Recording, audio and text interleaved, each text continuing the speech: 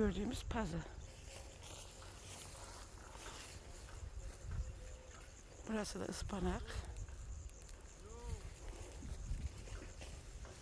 Burası da maydanoz. Bunlar da marul.